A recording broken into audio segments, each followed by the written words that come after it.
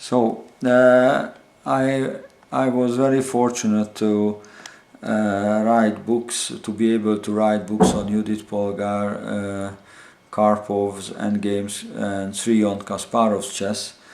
And of course these people are simple, fantastic, and they can produce stunning chess. But during the 35 years I spent in chess, I met some really remarkable people who are not known at all to chess public. They're not even, maybe not even their names, and they are still remarkable people. So so in the beginning I made interviews and a few chapters on people I found remarkable and yet unknown people. So originally I wanted to call it Remarkable Chess Personalities, but finally Ian Rogers gave the idea, Australian grandma, former long-time number one Australian player, Ian Rogers gave the idea, call it Genius in the background. In this book I introduce some great composers who are absolutely unknown, like Oleg Pervakov or Afek, not really well known for his masterpieces, or he should be much better known in chess society. And so after a few chapters I intentionally looked for a few more people to make it 10, 11 or 12 people.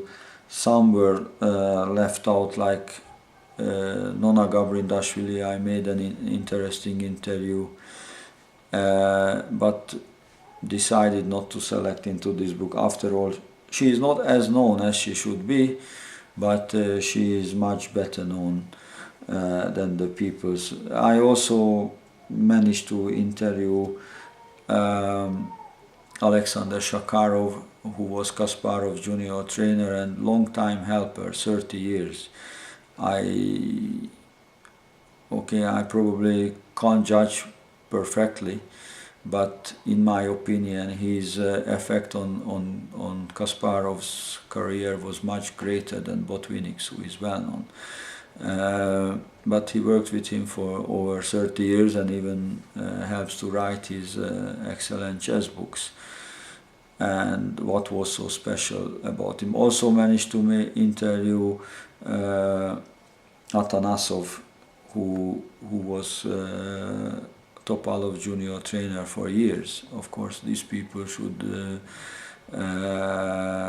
have much bigger respect than they do, and I hope this book will start. It's a little step on this way. I know in Hungary people who trained Leko or Polgar, they get almost zero appreciation or respect for this or reward. And of course raising champions like Kasparov or Topalov, they deserve a lot of appreciation, and hopefully we will learn, like who trained Anand and Kramnik. It's not really known, or of course it's possible that they trained on their own, but at least we will see a better picture. Also some interesting stories, like Linner, chess saved his life twice. Once in the Second World War and once after the Second World War, soon after the Second World War, and some endgame like Karsten Müller, who is excellent endgame chess author, or Magaramov, who spent his childhood with Kasparov, and he beat Kasparov 4 times, which is an exceptional thing. People like Anand, I think, very few people beat Kasparov 3 times, or especially 4 times. Okay, Karpov and Kramnik are better. They did more, but not that much. So I hope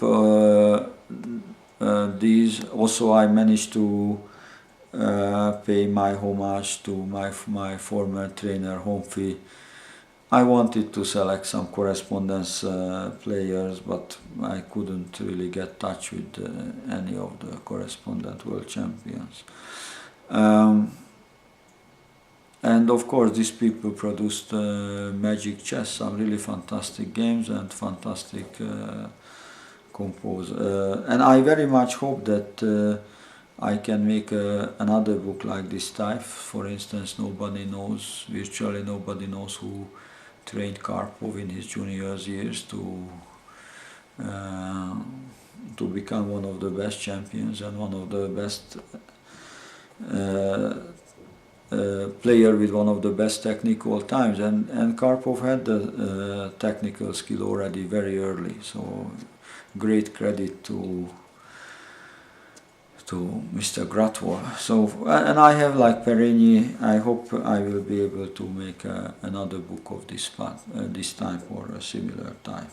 And I hope these people who contributed to chess culture will be better known. And most people who read, they agreed with me that these people deserves appreciation for their contribution to chess.